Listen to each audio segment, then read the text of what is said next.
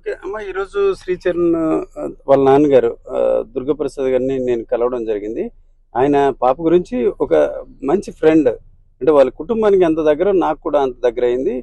ఒక రకంగా ఈ దశకర్మ 11 రోజులు చేయడం ఒక రుణం తీర్చుకుంటున్నానని చెప్తున్నారు. అయితే అదే సమయంలో నా కొడుకు నేను చాలా సార్లు అడిగాను.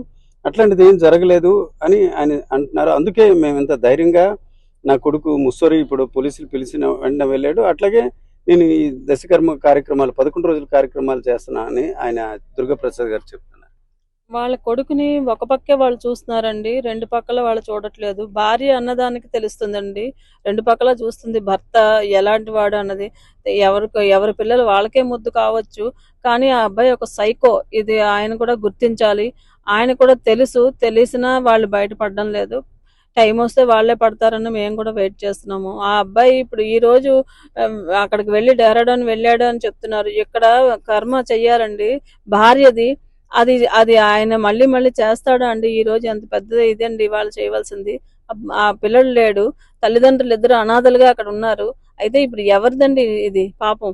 ఆ అబ్బాయి పాపం చేశాడు కాబట్టే కఠిన శిక్ష ఆ అబ్బాయికి వేయాలండి. ఇదే నా మనస్ఫూర్తిగా నేను కోరుకున్నది కూడా. అమ్మ సైనిక బోర్డు అధికారిని ఈరోజు కలిశారు.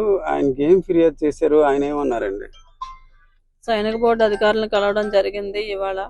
వాళ్ళు కూడా మాకు సపోర్టెడ్గా ఉంటాము, మేము అన్ని ఎంక్వైరీ చేస్తామని మాకు భరోసా ఇచ్చారు.